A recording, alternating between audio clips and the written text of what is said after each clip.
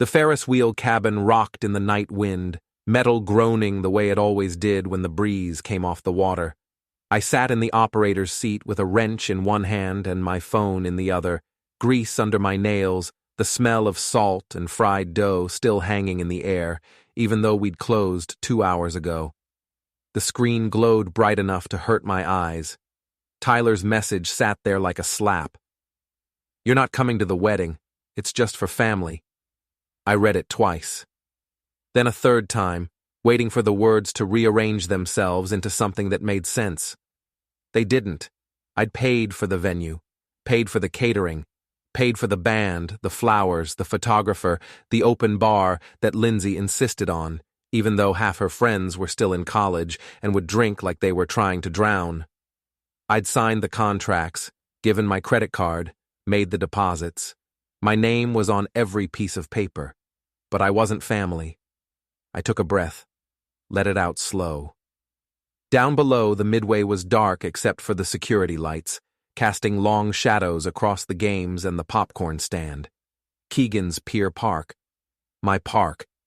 I'd built it from nothing, one permit and one insurance rider at a time, and it ran clean because I made sure every bolt was tight and every contract was airtight. The wind picked up, rattling the cabin. I could smell rain coming in from the ocean, that sharp ozone smell that meant storms. My phone buzzed again. Another message from Tyler. "Lindsey's really upset. You're making this harder than it needs to be." Making it harder. That was rich. I'd spent the last 8 months making everything easier for him.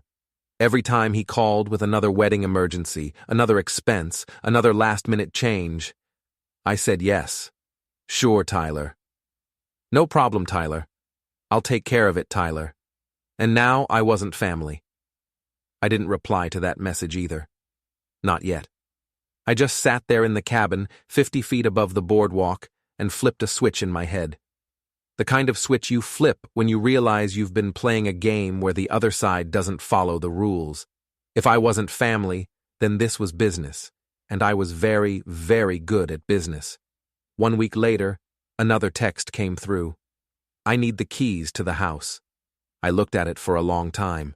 My thumb hovered over the reply field.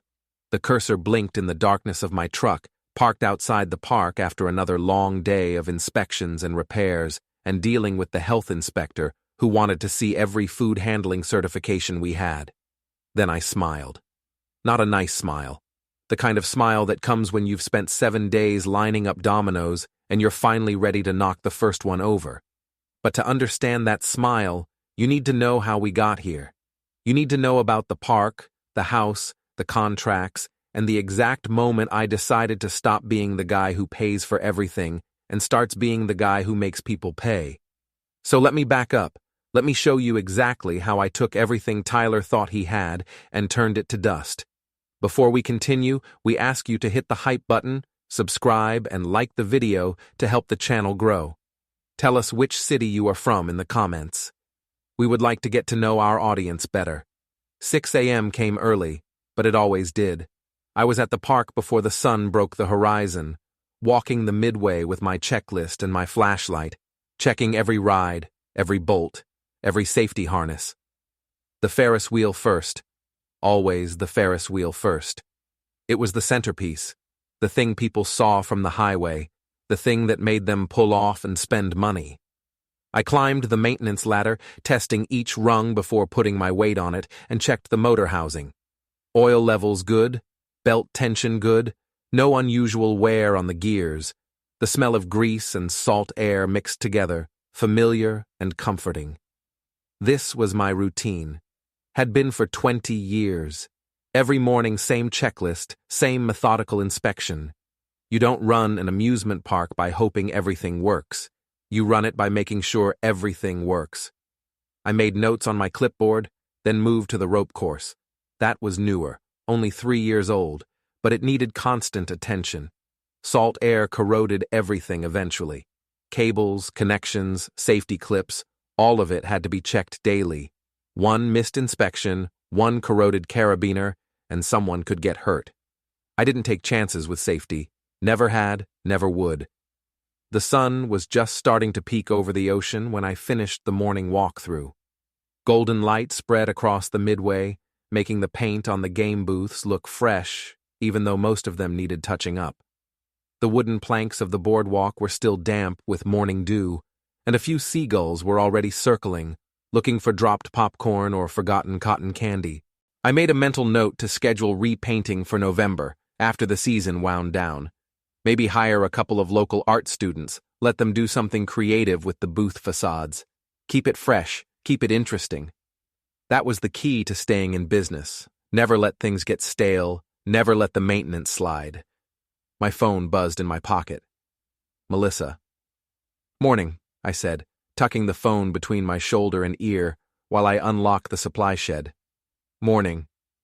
Her voice was soft, careful, the way it had been for the past week, ever since Tyler's first message, like she was walking on eggshells, trying not to trigger something. "You talked to him yet?" "Nope." "Roy, I'm not talking to him until I'm ready." She sighed, and I could picture her sitting at the kitchen table in our house, our actual house, not the investment property, with her coffee and her laptop, probably working on the quarterly tax estimates she handled for a couple of small businesses in town. Melissa was good with numbers, always had been.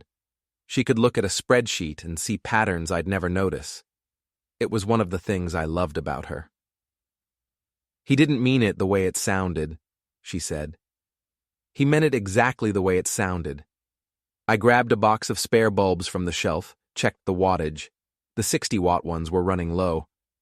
I'd need to order more by the end of the week.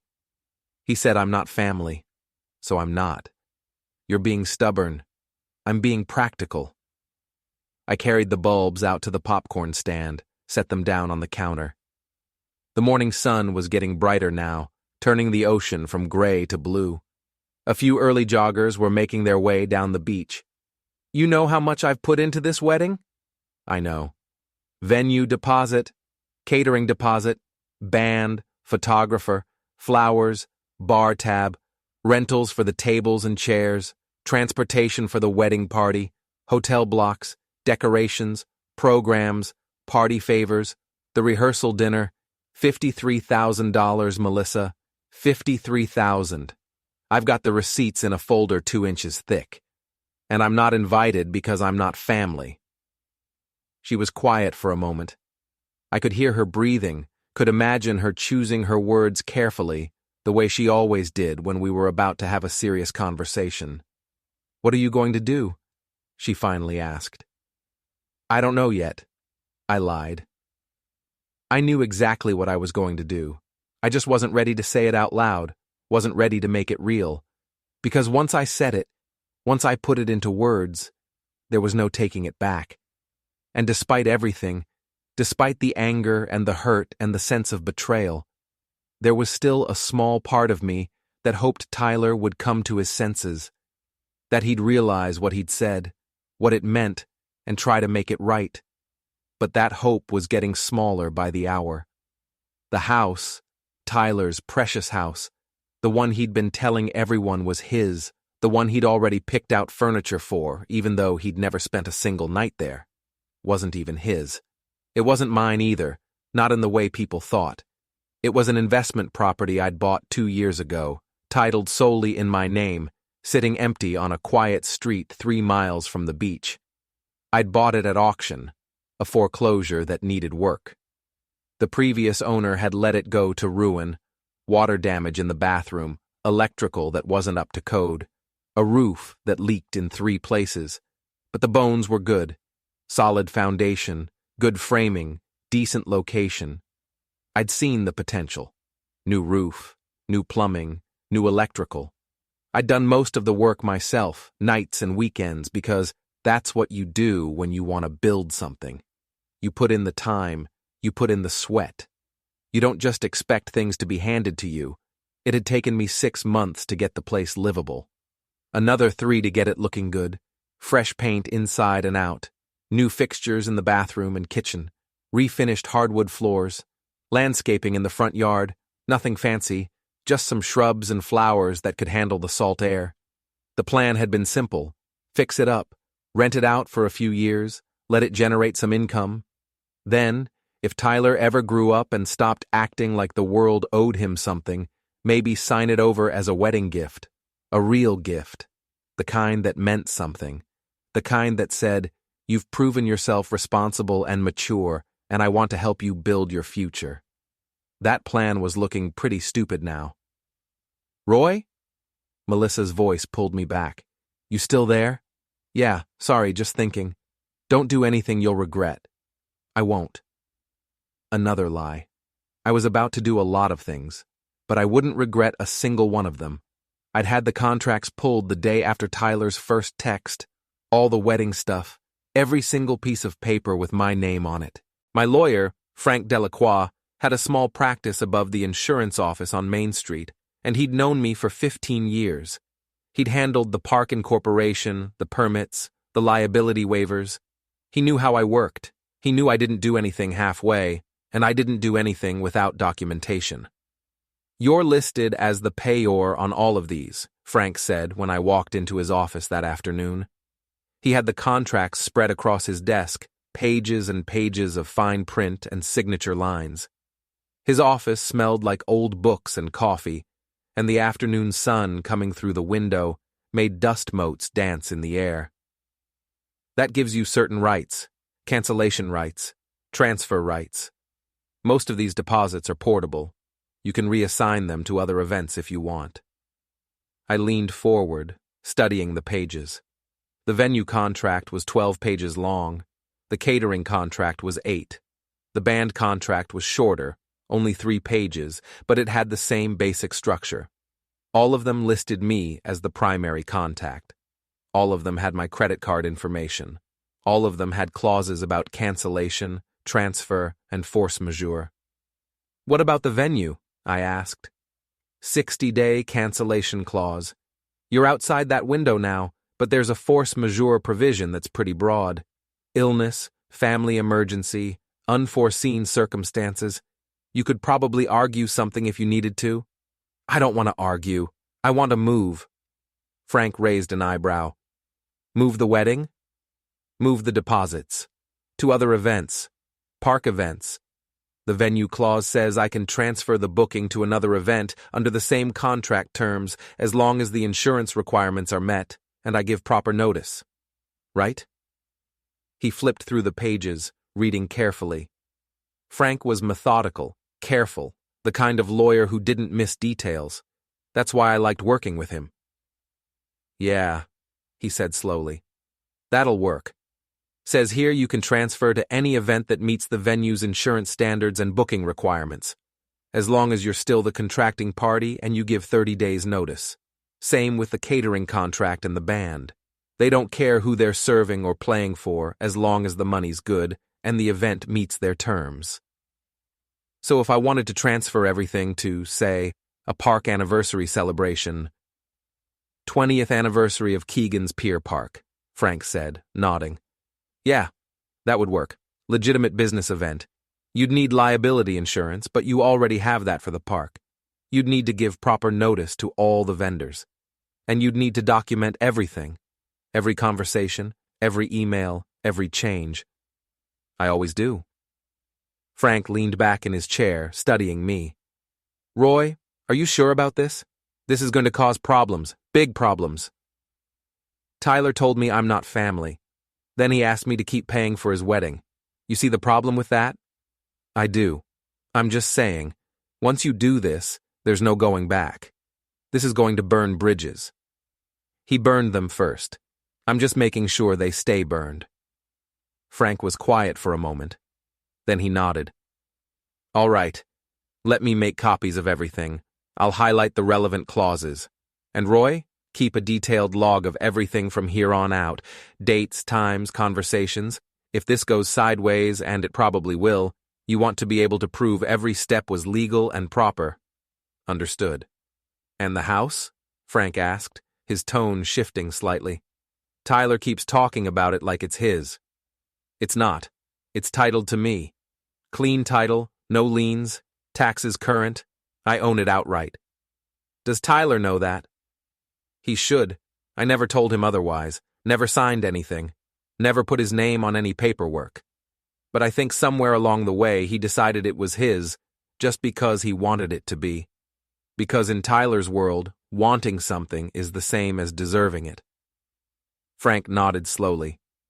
You thinking about selling it? Maybe. Would need to move fast if I did. Clean escrow, neutral buyer, close before the wedding date. I can put you in touch with a title company. Rebecca Chen, she's good people, fast, efficient, knows how to handle complicated situations. They can move quick if the paperwork's clean. It is. Property's vacant, taxes are current, no outstanding violations or liens. Should be straightforward. Nothing's straightforward when family's involved, Frank said. But yeah, on paper it should be clean. You want me to make the introduction? Please. I left his office with a folder full of highlighted contracts and a plan that was starting to take real shape in my mind. Tyler wanted to play games? Fine. But he was playing checkers, and I was about to show him what chess looked like. That evening, after closing the park, I sat in my office and went through every contract line by line. I made a spreadsheet, dates, amounts, vendor names, contact information, cancellation terms, transfer terms. Everything organized, everything documented. The venue, Harborview Event Center, $15,000 deposit, transfer clause allowed with 30 days notice, check. The caterer, Prestige Catering, $12,000 deposit, transfer clause allowed with 30 days notice for events meeting insurance requirements. Check. The band, The Undertones, $4,000, could reschedule to different dates with 90 days notice, or transfer to different events with 60 days notice. Check. The photographer, Mitchell Hayes Photography, $3,000 deposit, could transfer to any event of equal or greater value. Check. The florist, Bloom and Barrel, $2,500, could redirect to different events with proper notice. Check. Rental company, Coastal Event Rentals, $4,000 for tables, chairs, linens, tent, could reassign to different events. Check. Hotel blocks, 3 hotels, total of 70 rooms reserved under my credit card, could cancel with 14 days notice. Outside that window now, but the rooms were guaranteed on my card, so if Tyler's guests didn't show up, I'd be charged, unless I canceled the blocks entirely. Which I could do. The hotels would resell the rooms easily enough. September was still tourist season. Transportation, luxury coach service for wedding party, $1,800, could cancel with 7 days notice for 50% refund, or reschedule to different date. Check. Every single piece had an out. Every single piece could be moved, transferred, canceled, or repurposed. Because I'd read the contracts before signing them. Because I always read contracts before signing them. Because that's how you stay in business. You know what you're agreeing to before you agree to it. Tyler had never read a contract in his life. He just expected things to work out, expected other people to handle the details, expected the world to give him what he wanted. He was about to learn different. My phone buzzed. A text from Tyler. Can we talk? I looked at it for a long time. Then I set the phone down and went back to my spreadsheet. Not yet. I wasn't ready to talk yet. First, I needed all the pieces in place. First, I needed to make sure every move was legal, documented, and irreversible. Then we could talk. Or rather, then Tyler could listen while I explained exactly how badly he'd miscalculated. The first real test came on a Tuesday night, 3 weeks before the wedding.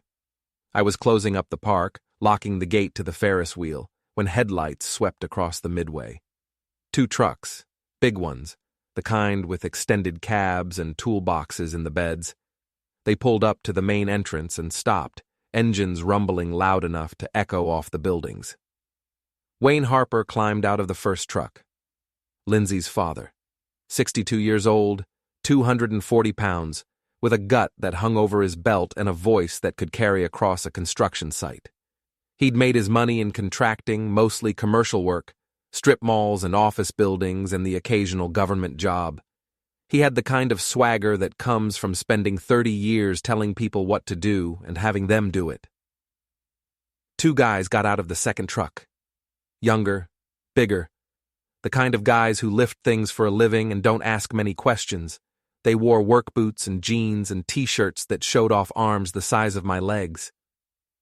Wayne walked up to the gate, his boots crunching on the gravel. I didn't move. I just stood there with my keys in one hand and my phone in the other, waiting. "Roy," he said. His voice was flat, businesslike. No greeting, no small talk. "We need to talk." "About what?" "About the keys." "What keys?" His jaw tightened. I could see the muscle working under his skin. "Don't play dumb. The house keys. Tyler needs them. You're holding up the whole wedding." I leaned against the gate, arms crossed. The metal was cool under my forearms, still holding the heat from the day. "That house is titled to me. Tyler doesn't live there. I don't live there. It's an investment property. It's his house. You promised it to him." "I didn't promise anything in writing." "That doesn't matter. Everyone knows you were giving it to him. You can't just change your mind because you got your feelings hurt." "My feelings aren't hurt. I'm just not handing over keys to property I own to someone who says I'm not family." Wayne took a step closer.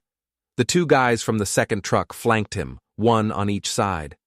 They weren't doing anything threatening, not really, just standing there, hands loose at their sides. But the message was clear. 3 of them. One of me. Late at night. Empty park. "Roy," Wayne said, his voice dropping lower. "You're making a mistake." "Am I?" "This doesn't have to get ugly. Just give us the keys. Let Tyler and Lindsey have their house. Stop being difficult about the wedding. Nobody wants this to turn into a problem." "It's already a problem. Tyler made it a problem when he told me I wasn't family." He was upset. Lindsey's mother was pushing about the guest list. Things got heated. He said something stupid. "But you're going to blow up their entire future over one text message?" I looked at him for a long moment. Studied his face. The red flush creeping up his neck. The tension in his shoulders. The way his hands were clenched into fists at his sides. He thought this would work. He actually thought showing up with muscle would intimidate me into backing down. I reached into my pocket, pulled out my phone, and tapped the security app.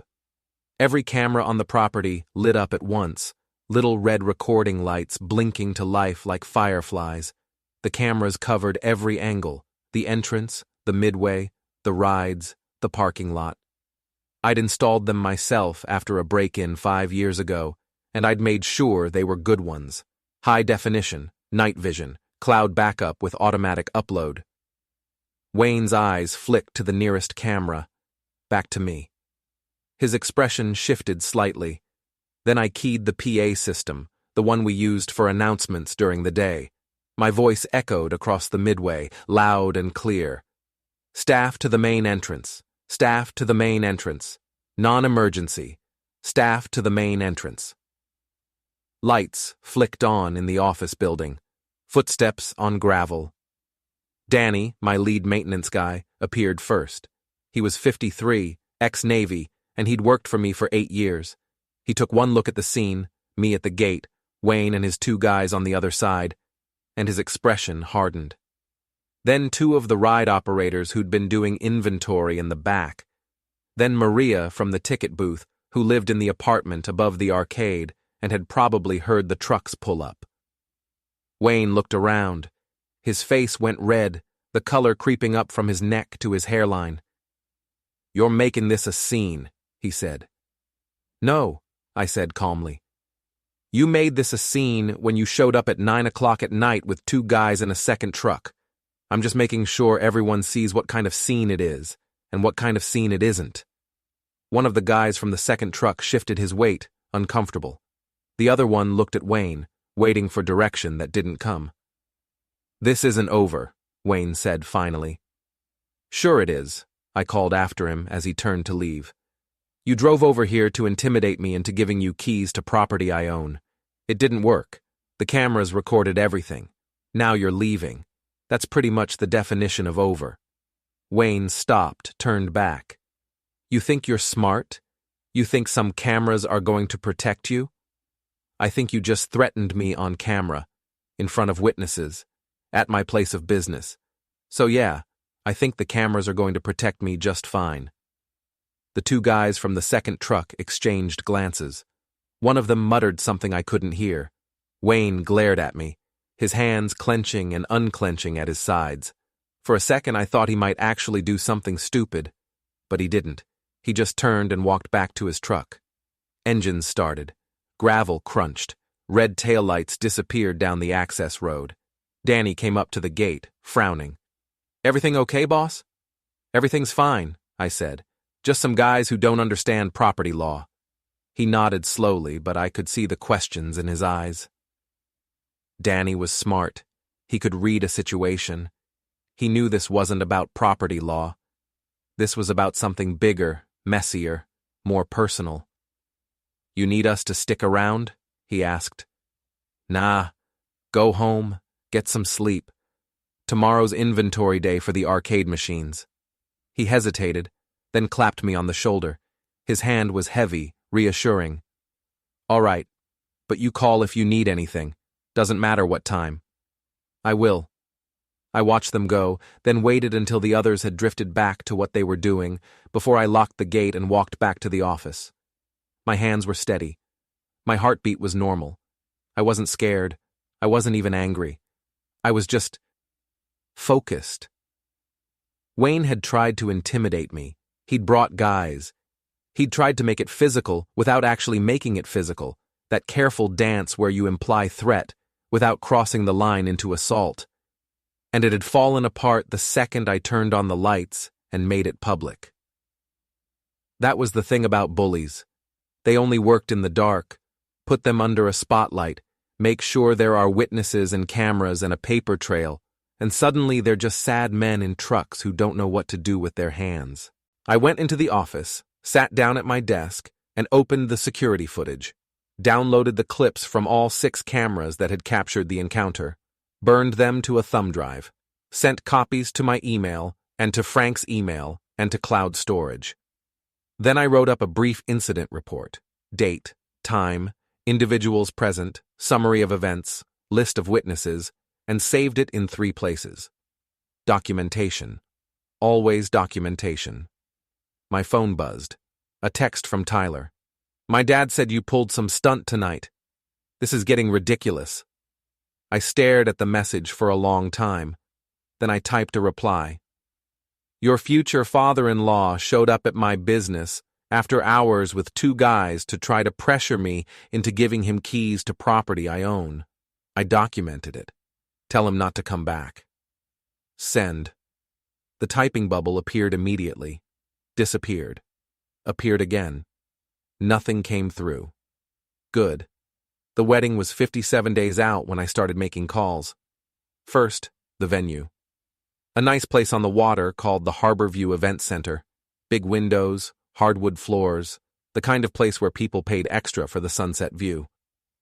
I'd put down $15,000 as a deposit back in January. "Hi, this is Roy Keegan. I need to discuss the September 23rd booking." The event coordinator, a woman named Patricia, pulled up the file. I could hear keys clicking on her end. "Oh yes, the Harper Keegan wedding. What can I help you with, Mr. Keegan?" "I need to transfer that deposit to a different event." Silence. Then, "Transfer it? I'm sorry, I'm not sure I understand." "I'm planning a park anniversary celebration in October, 20th anniversary of Keegan's Pier Park. I'd like to use the same venue, similar setup, but under the park's name instead of the wedding." More silence. Let me pull up your contract." Papers rustling, keyboard clicks. "Okay, so you're listed as the primary contact and the payor. The contract does allow for event transfers with 30 days' notice, as long as the new event meets our insurance requirements and the date is available. October 14th, Saturday, and I can have insurance certificates to you by end of business Friday. Let me check availability." A pause. "Yes, October 14th is open, but Mr. Keegan, I have to ask, what about the wedding?" There isn't going to be a wedding. Oh. Her voice softened. I'm so sorry to hear that. Don't be. It's for the best. So can we proceed with the transfer? Yes. I'll need you to come in and sign the amended contract, and we'll need proof of insurance for the new event, like you said. I'll be there Thursday morning, 10 o'clock work? That's perfect. I'll have everything ready. Next call, the caterer. Prestige Catering, run by a guy named Tom Valdez, who did most of the high-end events in the area. I'd put down $12,000 with them. Tom, it's Roy Keegan. Roy, hey, how's it going? Getting excited for the big day? Actually, that's why I'm calling. I need to transfer the booking. His voice shifted, became more careful. Transfer it how? Different event. Same deposit. I'm doing a park anniversary party in October and I'd like to use your services for that instead. Okay. He drew the word out. And Tyler's okay with this? Tyler's not on the contract. I am. And the contract allows for event transfers with 30 days' notice. Right. Let me pull it up. I heard him moving around, probably walking to his office. Yeah, okay. So, technically you're correct. But Roy, this is going to cause problems. Tyler's been calling me twice a week with menu adjustments. That ends now. New event, new menu. I'm thinking a harvest theme. Local seafood, seasonal vegetables. Can you work with that? Tom was quiet for a moment. Then, yeah, I can do that. When do you want to come in and go over details? Friday afternoon, say 2 o'clock. I'll have something put together for you to look at. Third call. The band. 4-piece group called the Undertones, classic rock and current hits, good enough to keep a dance floor moving. I'd paid them $4,000. Hey, this is Roy Keegan. I booked you guys for September 23rd. Right, the wedding. We're all set, man. Got it on the calendar. Change of plans. I need to move the booking to October 14th. Different event. Park anniversary party. Oh, hang on. Muffled conversation in the background. Then, yeah, we can do that. October 14th's open. Same set list? More classic rock, less romantic stuff. Beach party vibe. Can you handle that? Absolutely. We'll put together a new set list and send it over for approval. Perfect. One by one, I pulled every piece of the wedding apart and reassigned it. The photographer, transferred to October, same rate, commercial event instead of wedding. The florist, seasonal arrangements instead of bridal bouquets. The rental company, same tables and chairs, different setup, harvest theme instead of romantic. Every vendor was professional about it. Some asked questions. Some seemed uncomfortable. But none of them refused. Because I was the one on the contracts. I was the one who'd paid the deposits. And the contracts gave me the right to transfer. By Friday afternoon, there was no wedding infrastructure left. No venue, no food, no music, no flowers, no photographer, just a date on a calendar and a couple who thought they were getting married. I didn't tell Tyler. I didn't tell Wayne. I didn't tell anyone except Melissa, and even then I just gave her the basics. You really did it, she said when I got home that night. She was sitting on the couch with a glass of wine, and she looked tired. You canceled everything. I didn't cancel. I transferred. There's a difference. Roy? He said I wasn't family, Melissa. What was I supposed to do? She took a sip of wine. I know. I don't know what happens now. Now he figures out that there are consequences. The call from Tyler came 2 days later. I was at the park, up on a ladder replacing a section of rope on the rope course, when my phone started buzzing in my pocket. I climbed down, checked the screen. Tyler's name. I let it go to voicemail. 30 seconds later, another call. Then another. On the fourth call, I answered. What? What did you do? Tyler's voice was high, tight, panicked. What the heck did you do? I exercised my contractual rights to transfer deposits I paid for to different events. The venue called Lindsey. They said you moved our wedding to some park party. I moved my deposit. There was no wedding attached to it. just a booking under my name that I chose to repurpose. You can't do that. I already did, and it's completely legal. Frank checked all the contracts, everything's documented. You're insane. You're absolutely insane. The wedding's in 7 weeks. Then you'd better start making some calls. We can't afford to rebook everything. You know that. That's why you paid for it in the first place. I took a breath, kept my voice level. Tyler, you told me I wasn't family. You uninvited me from a wedding I paid for. Did you think there wouldn't be consequences? That's not... I didn't mean... Lindsey was upset, okay? She thought you were being controlling about the guest list and I was just trying to keep the peace. By telling me I wasn't family. I'm sorry, okay? I'm sorry. Can we just fix this? No. No? No, you made your choice. Now live with it. I hung up. The phone started ringing again immediately. I silenced it and went back to work. That night, Melissa got a call from Wayne. I didn't hear the conversation, but I heard her voice getting louder in the other room, heard her say, "No, Wayne, you don't get to threaten him," and "He's within his rights," and finally, "Don't call here again." When she came back into the living room, her face was flushed. "He's livid," she said. "He's talking about lawyers." "Let him talk. My lawyer's better." "Roy, this is spiraling." "No, this is consequences. There's a difference." She sat down next to me, put her hand on my knee. "I know Tyler was wrong. I know what he said hurt you. But you're burning bridges here. He burned them first. I know, I want you to be sure about this." I looked at her. We'd been married for 23 years. She knew me better than anyone. "I'm sure," I said. The next move happened on Monday. I contacted Rebecca Chen at the title company Frank had recommended, explained the situation with the house. Clean title, no liens, current on taxes, no tenants. I wanted to sell it fast, clean transaction, close before the end of September. "We can do that," Rebecca said. "Do you have a buyer in mind?" "No, but the property's in good shape and it's in a decent neighborhood. Shouldn't be hard to find someone."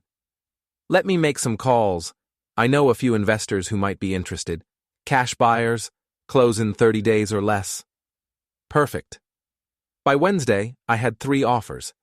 I took the middle one, not the highest, but from a buyer Rebecca said was reliable. $320,000, clean cash deal, close date, September 20th. 3 days before the wedding that was no longer happening. I signed the purchase agreement and sent it back. Then I called a locksmith. I need new locks installed on a property, but not until the day the deed records. Can you do that? Sure, just give me the recording date and the address. We'll coordinate with the title company and do it same day. Perfect. The pieces were all in place now. The venue gone, the catering gone, the band gone, the house sold. All that was left was to wait for Tyler to realize just how thoroughly he'd been outplayed. The realization came in waves. First wave. Tyler showed up at the park on Thursday morning, 2 days after I'd sent the executed purchase agreement. He came through the main entrance, past the ticket booth where Maria was setting up for the day, and found me in the maintenance shed inventorying spare parts for the Ferris wheel motor. "We need to talk," he said. I didn't look up from my clipboard. "About what?" "About fixing this mess." "There's no mess. Everything's very clean, very organized, very legal.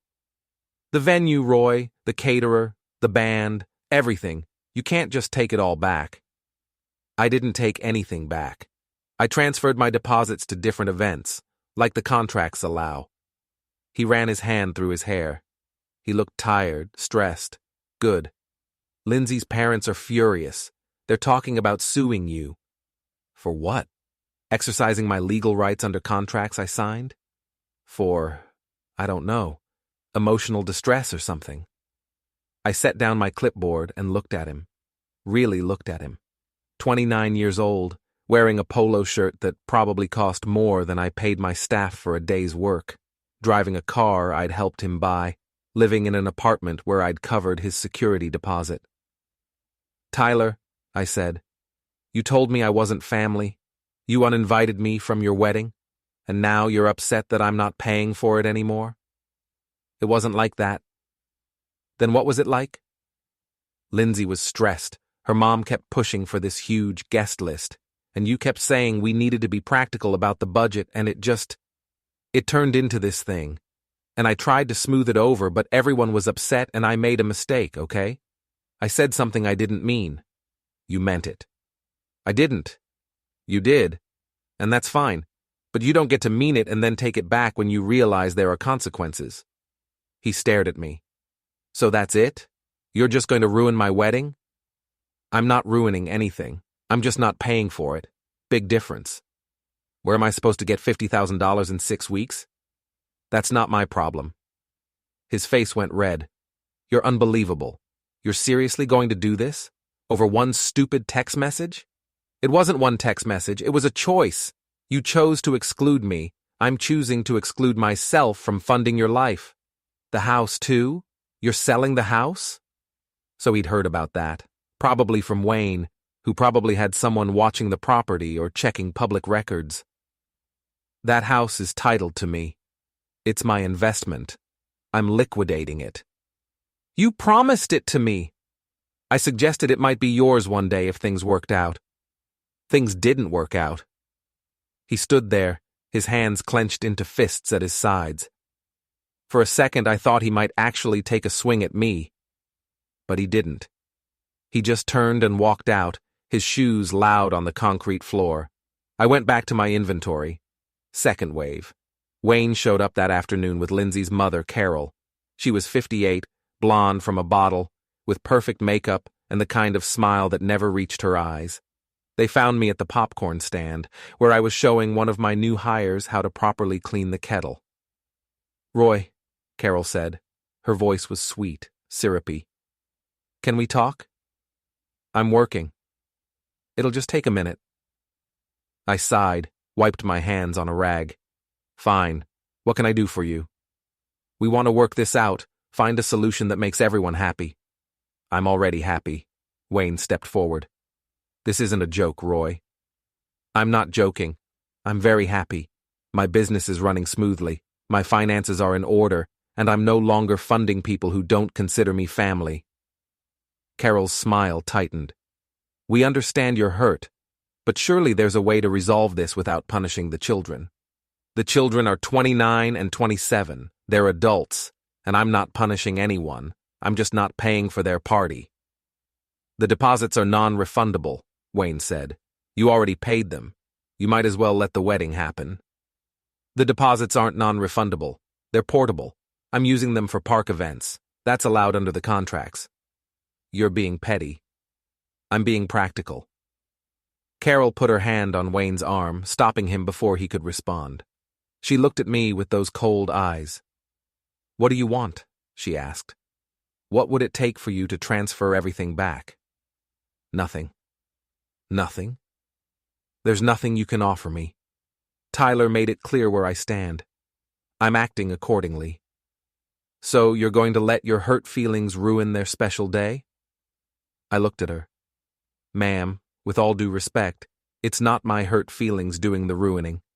It's their actions having consequences. There's a difference. They left. I went back to training my new hire. Third wave came via social media. Lindsey posted a long, tearful message about how her wedding was falling apart due to family drama and how some people can't handle not being the center of attention. The comments filled up fast, friends offering sympathy, people asking what happened, Lindsey being vague but implying I was the villain. I didn't respond. I didn't post anything. I just screenshot everything and added it to my documentation folder. Fourth wave, Tyler tried to book vendors directly using his own name and credit. But $50,000 in 6 weeks? With deposits on venues and caterers and bands who were already booked for late September? It didn't work. The venues that were available were either terrible or 3 times the original price. The caterers who could handle 150 people on short notice wanted full payment up front. The bands that were free weren't worth hiring. I knew all this because Danny's wife's sister worked at one of the venues Tyler contacted, and word got around. Small town. Everyone knew everyone. I didn't gloat. I didn't say anything. I just kept running my park, kept my head down, kept documenting everything. The breaking point came 3 weeks before the wedding. I was closing up late on a Friday night when I heard noise from the service bay behind the arcade. Metal clanging, voices trying to be quiet and failing. I walked around the side of the building and flipped on the floodlights. Tyler and another guy, one of his friends, someone I vaguely recognized from a cookout last summer, were trying to force open the door to the maintenance shed. "What are you doing?" I called out. They both jumped. Tyler's face went white in the floodlights. We were just... Breaking into my property? No, I thought maybe I could borrow some tools. At 11 o'clock at night, by forcing the lock? The friend took a step back. "I'm out of here, man." "Stay where you are," I said. I pulled out my phone, pulled up the security app. The cameras were running, recording everything. "Both of you stay right there." "Roy, come on." "Stay there, or I call the cops. Your choice." They stayed. I hit the emergency button on my keychain. The park's alarm system activated, a loud, piercing siren that echoed across the midway and out to the parking lot. It was designed to alert staff and scare off intruders, and it worked perfectly. Lights came on in the office. Danny came running from his truck in the parking lot, where he'd been finishing some paperwork. Maria appeared from her apartment above the arcade. Tyler and his friend stood there, caught in the lights, the siren wailing, while I calmly explained what I'd found. "Breaking and entering," I said when the cops showed up 20 minutes later. "Got it on camera, multiple angles." The officer took statements, checked the cameras, examined the damaged lock. He looked at Tyler with something like pity. "We're not going to arrest anyone tonight," he said finally. "But Mr. Keegan, you'd be within your rights to press charges." "I know. Do you want to?" I looked at Tyler. He looked small, scared, pathetic. Not like someone who was about to get married, like someone who'd made a series of very bad choices and was just now realizing it. "No," I said, "but I want it documented, full report, and I want a formal warning issued." "We can do that." They took Tyler and his friend down to the station, got their information, issued the warning. Tyler would have this on his record now. Not a criminal charge, but a documented incident, something that would show up if anyone ever checked. More importantly, it was one more piece of evidence in the file I was building, one more proof that I wasn't the aggressor here. I was just someone protecting his property from people who thought they could take whatever they wanted. When they were gone, Danny helped me change the lock on the maintenance shed. "You okay, boss?" he asked. "I'm fine. This is getting ugly. It already was ugly. Now it's just obvious." He nodded slowly. "You need anything, you let me know." "I will. Thanks, Danny." I went home. Melissa was still awake, sitting in the kitchen with her laptop. "Tyler called," she said. "He's very upset." "He should be. He tried to break into the park." Her eyes widened. "He what?" I told her the whole story. When I finished, she just sat there, staring at her coffee mug. "I can't believe he'd do something that stupid," she said finally. "Desperate people do stupid things." "Are you going to tell him about the house?" "He'll figure it out when it records." "When's that?" "September 20th, 3 days before the wedding that isn't happening." She shook her head. "This is going to get worse before it gets better." "I know, but I'm ready." The next morning, I called Rebecca at the title company. "We're on track," she said. "Buyer's paperwork is all in. Funds are ready to wire. We're scheduled to record on the 20th first thing in the morning." "And the locksmith?" "Coordinated. They'll be there within 2 hours of recording." "Perfect. Mr. Keegan, I have to ask, is there going to be any trouble with this? Any reason to think someone might try to interfere?" "There might be. But the property's vacant, the title's clean, and I have every right to sell. so any interference would be illegal. Okay, we'll make sure everything's airtight. Thank you. I spent the rest of that day at the park, doing the normal work, fixing rides, checking inventory, processing payroll, being the competent, reliable, boring park owner I'd always been. But underneath, I was counting down to September 20th, when the house would officially no longer be mine. Counting down to the moment when Tyler would realize he'd lost everything he thought he was entitled to. Counting down to the final move in a game he never knew he was playing. September 20th came in gray and drizzly, the kind of weather that made people stay home instead of going to amusement parks. I didn't mind. Light days meant more time to focus on maintenance and paperwork. I was in the office at 8 a.m. when my phone buzzed with an email from Rebecca. Deed recorded at 8:47 a.m. Sale complete. Congratulations. I pulled up the county website, searched the property address. There it was. New owner of record, clean transfer, no liens, no encumbrances. The house was no longer mine. At 9:30, another email. The locksmith. Service completed. All locks changed per request. Invoice attached. I downloaded the invoice, saved it in 3 places, then forwarded both the recording document and the invoice to Frank. Just for your records, I wrote. Everything's documented. His reply came back in 5 minutes. Perfect. Let me know if you need anything else. I leaned back in my chair and breathed. It was done. The house was gone. The wedding infrastructure was gone. All that was left was for Tyler to figure it out. I didn't have to wait long. My phone rang at 10:15, Tyler's number. I let it go to voicemail. Another call at 10:30, then 11, then 11:15. At noon, Wayne called. I didn't answer that one either. At 1 o'clock, Melissa called. Roy, Tyler's been trying to reach you. I know. He went to the house. The locks are changed. Yes. He's saying you locked him out of his house. It's not his house. It never was. It was my investment property. I sold it. New owner took possession this morning. Silence on the line. Then, you sold it? Yes. Roy, Melissa, I told you I was going to do this. I told you the plan.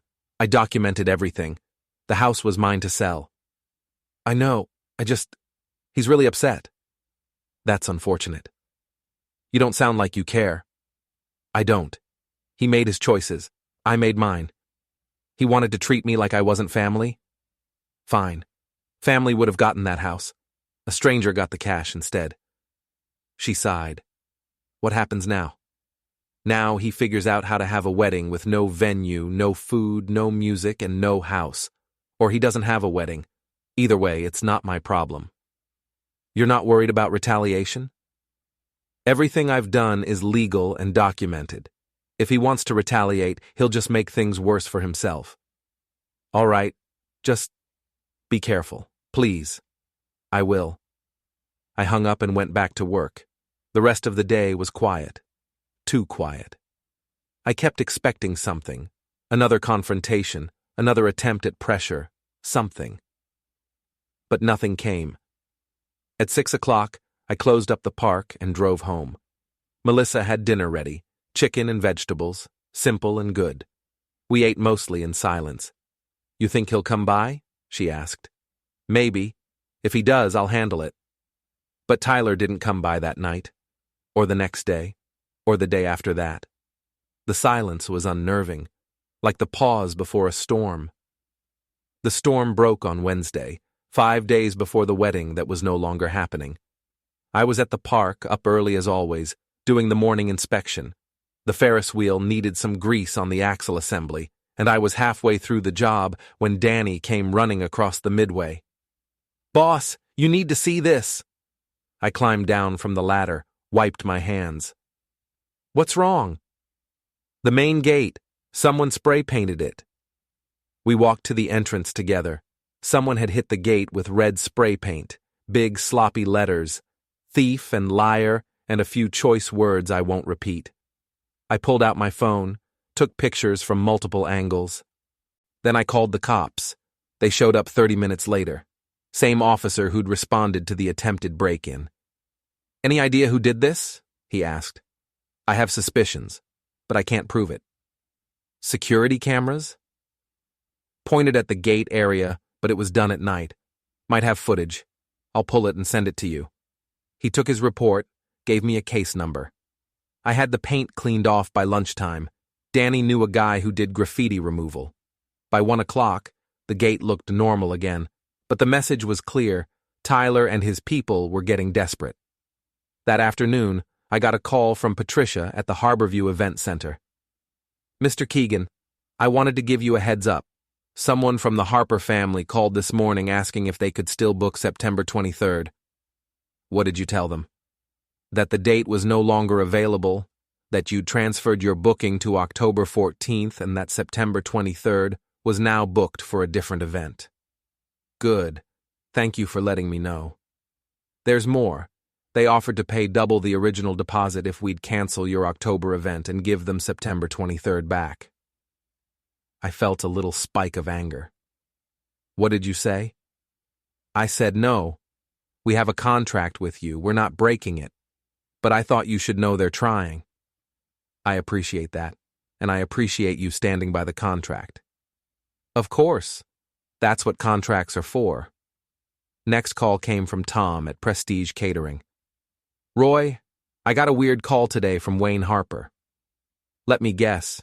He wanted to book you for September 23rd. "Yeah.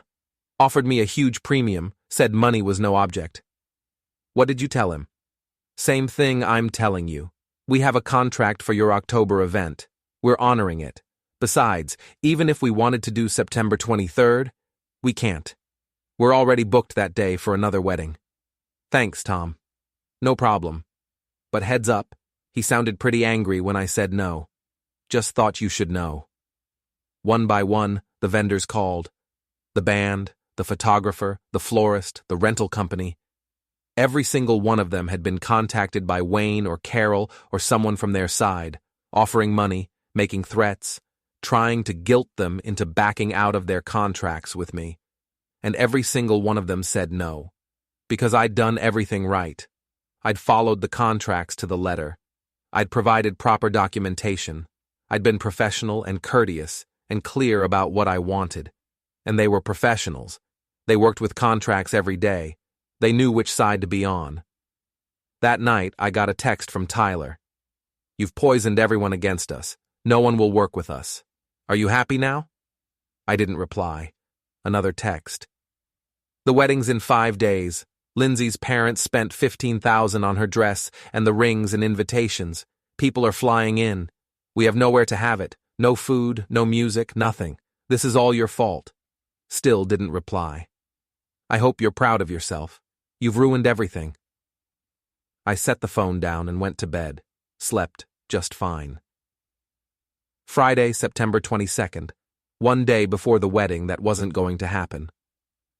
I woke up early, did my usual routine, coffee, shower, drive to the park, morning inspection, everything normal.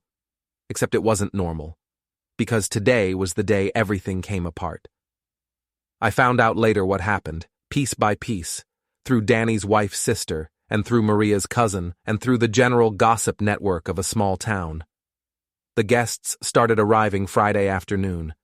Out-of-town family, friends, people who'd flown in for the wedding. They went to the hotels Tyler had supposedly booked, only to find there were no reservations.